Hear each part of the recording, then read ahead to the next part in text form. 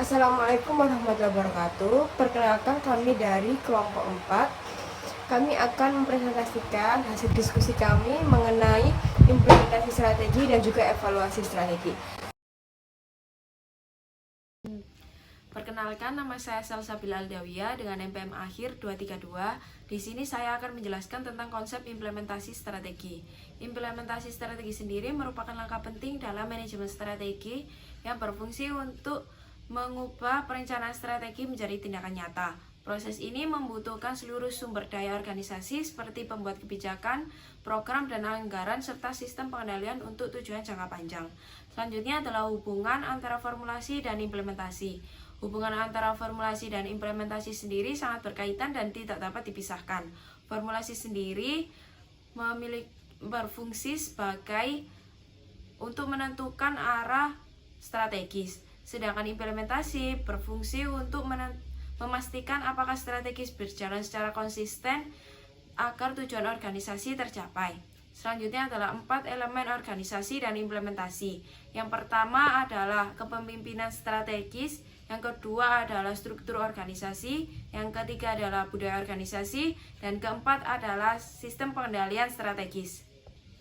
Selanjutnya adalah konsep evaluasi strategi. Evaluasi strategi sendiri merupakan tahap lanjutan dan tidak dapat dipisahkan dari implementasi. Evaluasi sendiri berfungsi untuk menilai sejauh mana strategi telah dijalankan dan apakah sesuai dengan tujuan yang telah ditetapkan. Evaluasi strategi sendiri bukan hanya proses administratif, melainkan proses organisasi untuk melakukan pembelajaran dan perbaikan berkelanjutan. Saya Imro'atul Husna Anggraini, NPM 163. Di sini saya akan menjelaskan terkait tahapan evaluasi strategi. Evaluasi strategi sendiri terdiri dari 3 tahap utama, yaitu pengukuran kinerja, perbandingan dengan standar, dan tindakan korektif. Ketiga tahapan ini saling berkaitan dan membentuk suatu proses evaluasi yang berkelanjutan. Untuk tahap pertama adalah pengukuran kinerja atau performance measurement. Pada tahap ini, organisasi mengumpulkan data untuk mengetahui hasil nyata dari pelaksanaan strategi yang telah dijalankan. Pengukuran kinerja itu dapat dilakukan dengan 2 cara, yaitu secara kuantitatif dan kualitatif. Pengukuran kuantitatif biasanya menggunakan data angka seperti volume penjualan, laba, tingkat produktivitas, atau efisiensi biaya. Sedangkan untuk pengukuran kualitatif lebih melihat pada aspek non-finansial, misalnya seperti kepuasan pelanggan, motivasi karyawan, loyalitas pelanggan, atau reputasi organisasi. Agar hasilnya akurat, pengukuran itu harus menggunakan indikator yang jelas, data yang valid, dan dilakukan secara berkala. Selanjutnya untuk tahap kedua adalah perbandingan dengan standar atau target. Setelah kinerja diukur, hasil tersebut kemudian dibandingkan dengan target atau standar yang telah ditetapkan sebelumnya. Dalam perencanaan strategis, tujuan dari tahap ini adalah untuk mengetahui apakah strategi yang dijalankan itu sudah berhasil atau belum. Dari proses perbandingan ini dapat diketahui apakah terjadi penyimpangan. Penyimpangan itu bisa bersifat positif, yaitu ketika kinerja melebihi dari target yang telah ditetapkan, atau penyimpangan negatif, yaitu ketika kinerja berada di bawah target. Jika terdapat perbedaan yang cukup besar antara rencana dan realisasi, maka organisasi perlu menganalisis penyebabnya, misalnya karena perubahan kondisi pasar, keterbatasan sumber daya, kesalahan perencanaan, atau hambatan dalam pelaksanaan strategi. Untuk tahap terakhir atau tahap ketiga adalah tindakan korektif atau corrective action. Tahapan ini dilakukan untuk memperbaiki penyimpangan yang terjadi agar organisasi dapat kembali pada jalur pencapaian tujuan strategisnya. Tindakan korektif ini dapat berupa perbaikan prosedur kerja, penyesuaian alokasi anggaran, peningkatan pelatihan bagi karyawan, revisi target jangka pendek, atau bahkan perubahan strategi jika diperlukan. Tindakan ini harus dilakukan secara cepat, tepat, dan berdasarkan analisis yang objektif. Setelah tindakan korektif ini dilakukan, organisasi itu kembali melakukan pengukuran kinerja untuk memastikan bahwa perbaikan yang dilakukan itu sudah efektif. Oleh karena itu, evaluasi strategi itu merupakan suatu proses yang bersifat siklus dan terus berlangsung. Selanjutnya adalah indikator kinerja. Indikator kinerja strategis itu adalah ukuran atau parameter yang digunakan untuk menilai sejauh mana strategi organisasi itu berhasil mencapai tujuan yang telah ditetapkan. Indikator ini sangat penting karena menjadi alat utama dalam evaluasi strategi. Melalui indikator tersebut, organisasi dapat mengukur kinerja, membandingkan hasil yang dicapai dengan target, serta mengetahui apakah strategi yang dijalankan itu sudah efektif atau belum. Agar indikator kinerja dapat digunakan dengan baik, indikator tersebut harus selaras dengan tujuan strategis organisasi. Selain itu, indikator yang baik juga harus memenuhi beberapa kriteria, yaitu relevan dengan tujuan, dapat diukur secara objektif, spesifik dan jelas, realistis untuk dicapai, serta memiliki batas waktu pengukuran. Selanjutnya, indikator kinerja strategis memiliki beberapa fungsi utama. Yang pertama adalah sebagai alat pengendalian strategi, sehingga organisasi dapat memastikan bahwa pelaksanaan strategi itu berjalan sesuai dengan rencana.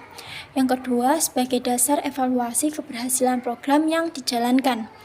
Yang ketiga, sebagai alat monitoring kinerja organisasi secara berkelanjutan.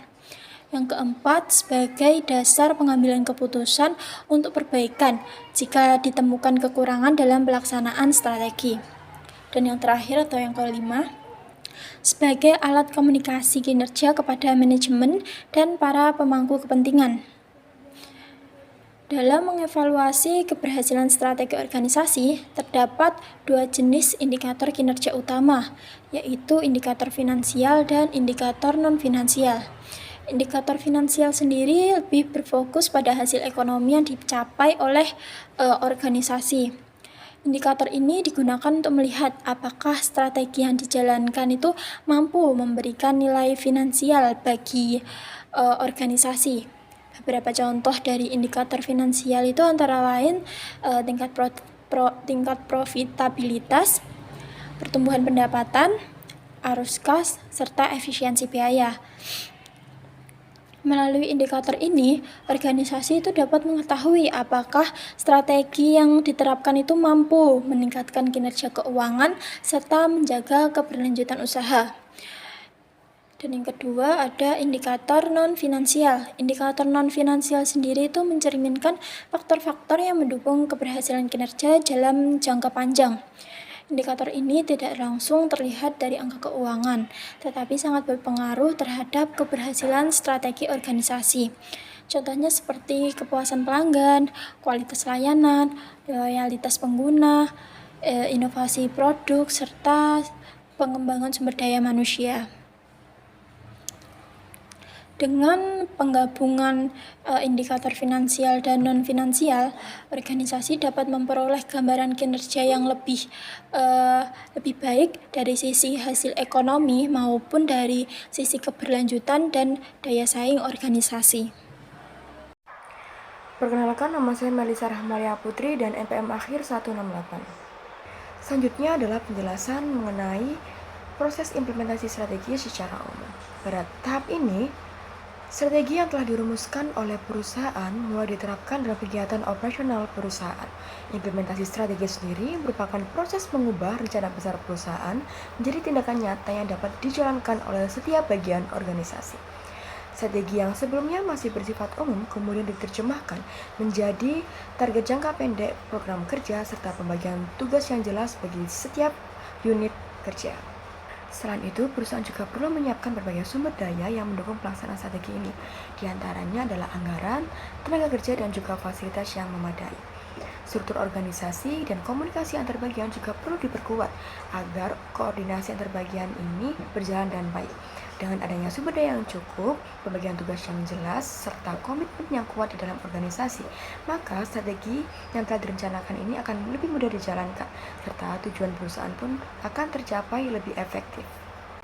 Selanjutnya adalah penjelasan mengenai proses evaluasi strategi secara umum. Setelah strategi dijalankan, selanjutnya adalah melakukan evaluasi strategi. Evaluasi strategi ini bertujuan untuk menilai apakah strategi yang telah diterapkan mampu mencapai target yang telah ditetapkan oleh perusahaan. Proses ini dilakukan secara sistematis dan berkelanjutan dan menggunakan indikator kinerja utama sebagai alat ukur keberhasilan. Dalam prosesnya, perusahaan akan mengumpulkan data secara berkala untuk memantau perkembangan kinerja organisasi. Data tersebut kemudian dianalisis untuk memastikan bahwa tidak ada kesenjangan antara target yang telah direncanakan dengan hasil yang diperoleh. Melalui kegiatan analisis ini, perusahaan juga dapat menentukan langkah perbaikan yang diperlukan. Selain itu, evaluasi strategi juga penting untuk memastikan bahwa strategi yang digunakan tetap relevan dengan perubahan lingkungan eksternal, seperti perkembangan teknologi, tingkat persaingan, maupun perubahan preferensi pasar. Dengan demikian, perusahaan dapat terus menyesuaikan strategi agar tetap mampu menjaga daya saingnya. Perkenalkan, nama saya Casey Artoli Benedikta Putar dengan NPM akhir 175. Nah, sekarang kita akan membahas mengenai implementasi dan evaluasi strategi dalam fungsi organisasi, yang mana kita membaginya ke dalam 4 bidang: pemasaran, keuangan, sumber daya manusia, dan juga operasional. Pada pengimplementasiannya, pemasaran akan melakukan segmentasi pasar dan menentukan posisi produk di pasaran atau positioning. Lalu menyusun bauran pemasaran yang meliputi produk, harga, tempat, dan juga promosi. Setelah itu, evaluasi akan dilakukan dengan cara menganalisis data penjualan, melihat pangsa pasar yang berhasil diraih, serta menilai tingkat kepuasan dari konsumen. Nah, dari sini perusahaan dapat menilai nih, apakah strategi yang telah diterapkan sudah efektif atau masih perlu diperbaiki lagi. Nah, yang kedua, pada bidang keuangan, perusahaan bertanggung jawab dalam mengatur perencanaan anggaran, pengelolaan investasi, dan pengendalian berbagai biaya lainnya. Bidang keuangan akan menganalisis laporan keuangan dan berbagai rasio keuangan untuk melihat stabilitas keuangan perusahaan. Hasil evaluasi ini sangat penting untuk memastikan bahwa strategi yang dijalankan efektif dan tidak menimbulkan risiko keuangan bagi perusahaan. Nah, yang ketiga, pada bidang SDM atau sumber daya manusia akan berfokus pada pengelolaan karyawan sebagai aset utama organisasi. Bidang ini bertanggung jawab melakukan proses rekrutmen untuk mendapatkan tenaga kerja yang sesuai dan memberikan pelatihan dan pengembangan serta penghargaan atau reward kepada karyawan yang memang kinerjanya itu bagus. Bidang SDM menilai tingkat produktivitas karyawan serta melihat sejauh mana keterlibatan karyawan dalam pekerjaan mereka. Nah, yang terakhir, pada bidang operasional, implementasi berfokus pada efisiensi proses kerja dan kualitas hasil produksi atau layanan. Perusahaan harus dapat memastikan bahwa proses operasional telah berjalan efektif, tidak membuang waktu atau sumber daya yang ada, serta menghasilkan produk atau layanan yang berkualitas. Evaluasi diukur dengan melihat produktivitas, kualitas hasil, ketepatan waktu dalam bekerja, dan proses produksi atau pelayanan. Jika aspek-aspek ini tadi berjalan dengan baik, maka operasional perusahaan dapat dikatakan efisien dan mendukung keberhasilan strategi organisasi. Secara keseluruhan, implementasi harus dilakukan secara integrasi dan evaluasi rutin juga dilakukan untuk memastikan bahwa strategi-strategi tadi itu telah benar-benar membantu perusahaan untuk mencapai tujuan yang ditetapkan. Nah, sekarang kita akan membahas mengenai studi kasus. Nah, jadi pada materi ini, kelompok kami mengangkat studi kasus dari Ruang Guru.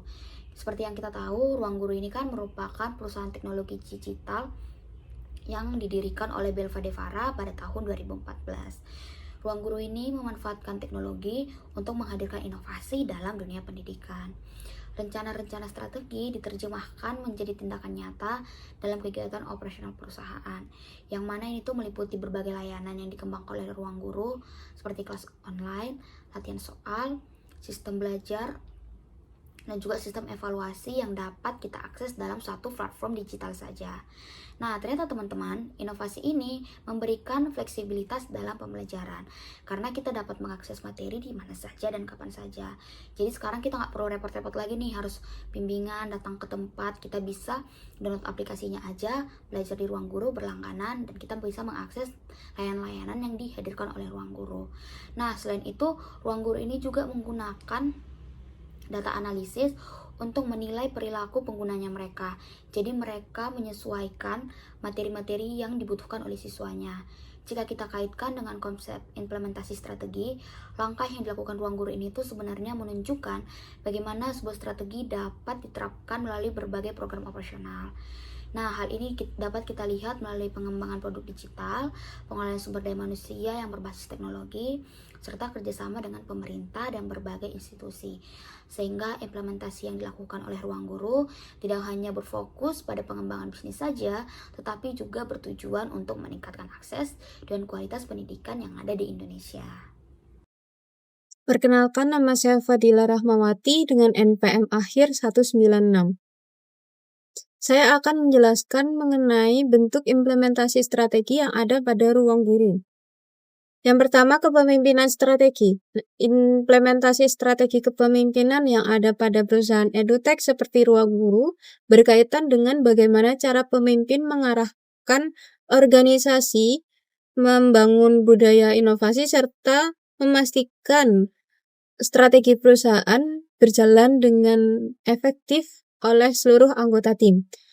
Implementasi strategi ini dapat ditunjukkan melalui kepemimpinan visioner, transformasional, kolaboratif, serta berbasis teknologi dan data.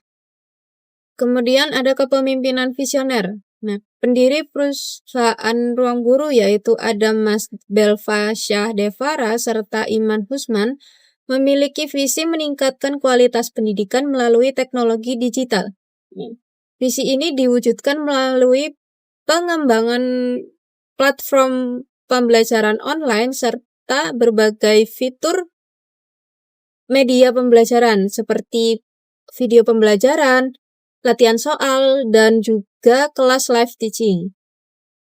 Kemudian terdapat kepemimpinan transformasional.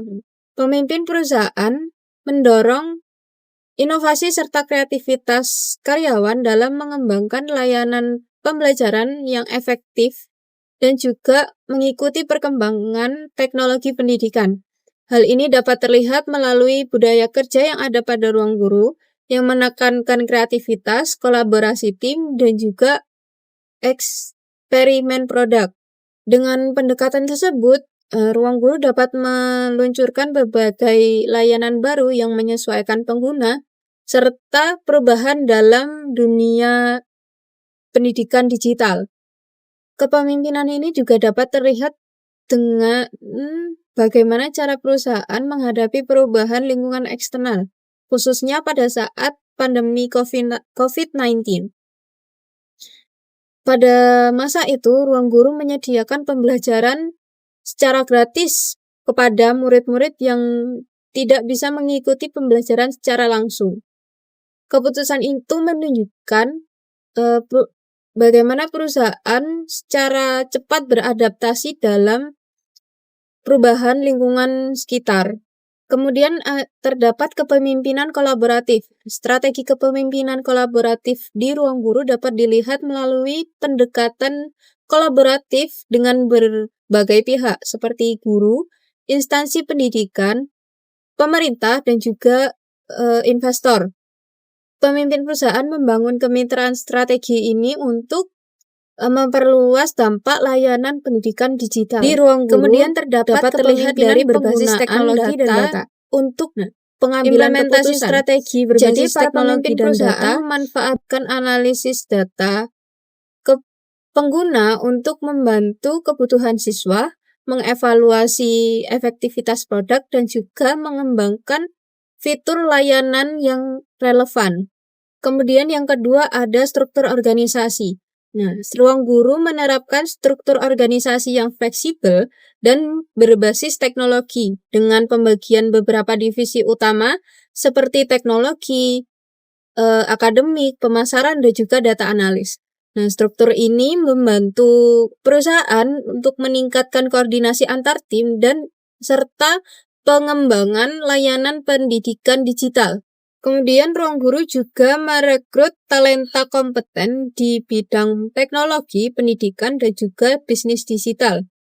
Selain itu, perusahaan memberikan pelatihan dan membangun budaya kerja inovatif dan juga kolaboratif agar karyawan dapat membantu pengembangan layanan dan juga pencapaian tujuan perusahaan. Nama saya Rizky Adrianisa Febrianti dengan NPM 23012010179. Nah, pada bagian ini saya akan membahas tentang budaya organisasi dan inovasi di ruang guru.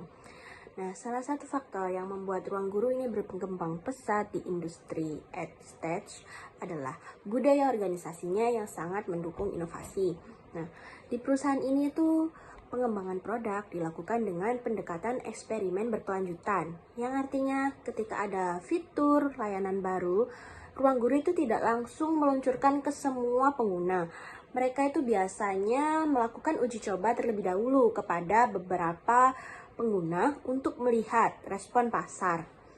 Dari uji hasil respon pasar tersebut, perusahaan ini bisa mengetahui apakah fitur tersebut itu sudah sesuai dengan kebutuhan pengguna atau masih perlu pengembangan. Jika hasilnya positif, fitur tersebut dapat diluncurkan secara luas. Nah, pendekatan ini menunjukkan bahwa ruang guru itu memiliki budaya organisasi yang adaptif, terbuka terhadap inovasi, dan berbasis teknologi. Dengan budaya organisasi yang seperti ini, perusahaan ini dapat terus melakukan inovasi, meningkatkan kualitas layanan pembelajaran digital, serta mempertahankan keunggulan kompetitif di industri pendidikan online. Nah, dalam menjalankan strateginya, ruang guru ini tidak hanya melihat keberhasilan dari sisi keuangan atau sisi finansial saja, misalnya seperti pertumbuhan pendapatan atau melihat dari jumlah pelanggan premium, namun perusahaan juga melihat dari indikator non-finansial. Contohnya seperti jumlah pengguna aktif, tingkat kepuasan pengguna, dan seberapa sering pengguna ini berinteraksi dengan aplikasi. Indikator-indikator ini penting karena dapat menunjukkan apakah layanan yang dihasilkan benar-benar bermanfaat bagi pengguna. Nah, selain itu, ruang guru juga memanfaatkan data pengguna sebagai dasar dalam pengambilan keputusan strategis.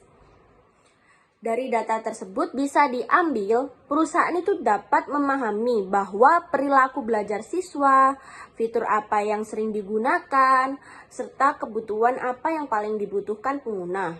Nah, dengan begitu, ruang guru ini dapat menyesuaikan dan mengembangkan fitur layanan agar strateginya lebih efektif. Lalu kita lanjut ke bagian bentuk evaluasi strategi di ruang guru. Nah, evaluasi strategi ini dilakukan untuk melihat apakah strategi yang sudah dilakukan itu berhasil untuk mencapai tujuan perusahaan dan masih relevan dengan kondisi saat ini atau kondisi yang ada. Nah, evaluasi strategi ini dilakukan melalui beberapa tahap. Yang pertama yaitu evaluasi persiapan. Nah, yaitu menilai apakah perencanaan strategi adalah sesuai dengan tujuan perusahaan. Kemudian yang kedua adalah implementasi, yaitu melihat bagaimana strategi tersebut itu dijalankan. Pada tahap ini, ruang guru menggunakan beberapa indikator seperti cakupan media, tingkat keterlibatan publik, jumlah artikel yang dipublikasikan, serta jumlah wawancara dengan media untuk keberhasilan strategi komunikasinya. Yang terakhir yaitu tahap ketiga adalah evaluasi program, yaitu melihat dari hasil strategi yang telah dilaksanakan. Ruang guru ini menggunakan analisis data digital dari aktivitas pengguna di platform untuk menilai tingkat penggunaan fitur, keberhasilan proses pembelajaran, serta keputusan pengguna terhadap layanan yang diberikan. Nah, dari proses evaluasi yang berbasis data ini, Ruang Guru ini dapat terus memperbaiki strateginya agar layanan pendidikan digital yang diberikan semakin efektif dan sesuai dengan kebutuhan pengguna Ruang Guru. Perkenalkan, nama saya Adi Malamin dengan NPM akhir 257. Di sini saya akan menjelaskan mengenai keunggulan dan kelemahan dari strategi Ruang Guru. Untuk keunggulannya sendiri, yang pertama, Ruang Guru memiliki keunggulan dalam inovasi teknologi.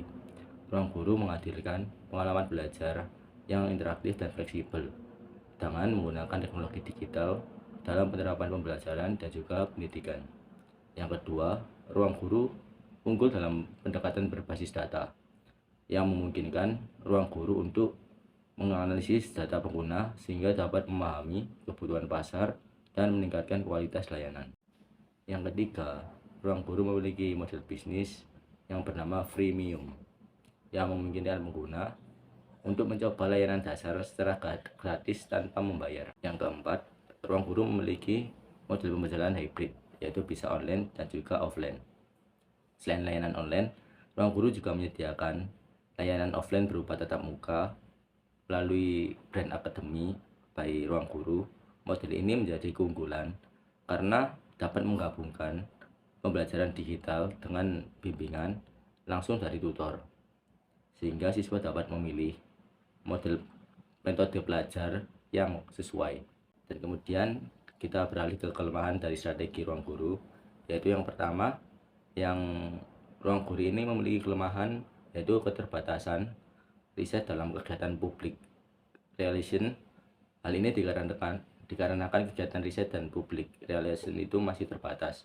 Ruang Guru lebih banyak menggunakan data atau informasi yang sudah ada atau riset sekunder daripada melakukan penelitian langsung kepada masyarakat atau pengguna atau yang disebut dengan riset primer. Akibatnya informasi yang didapat mungkin kurang mendalam sehingga perusahaan bisa saja kurang memahami kebutuhan atau pendapat pengguna secara langsung. Yang kedua, strategi komunikasi Ruang Guru masih banyak bersifat satu arah, yaitu perusahaan hanya menyampaikan informasi kepada masyarakat atau pengguna tanpa banyak menerima atau melibatkan umpan balik dari pengguna. Hal ini disebut model public information. Jika dibandingkan dengan komunikasi dua arah, model ini kurang memberikan ruang bagi masyarakat atau pengguna untuk berdialog atau menyampaikan pendapat kepada perusahaan. Yang ketiga, Ruang Guru terus mengembangkan berbagai layanan pendidikan, baik platform digital maupun kelas bimbingan belajar offline.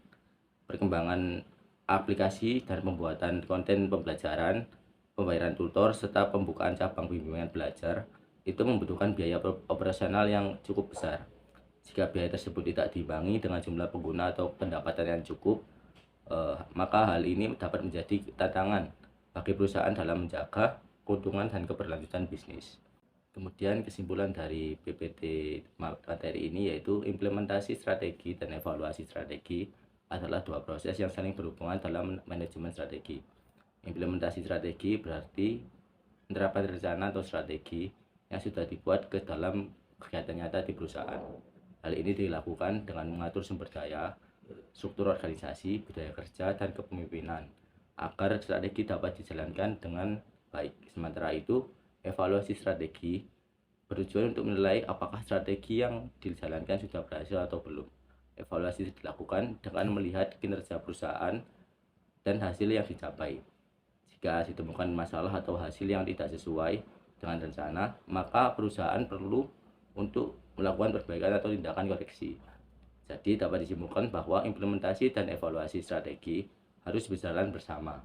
Dengan adanya keduanya, perusahaan dapat memastikan bahwa strategi yang dijalankan itu tetap efektif sesuai dengan kondisi yang ada dan mampu membantu organisasi mencapai tujuannya.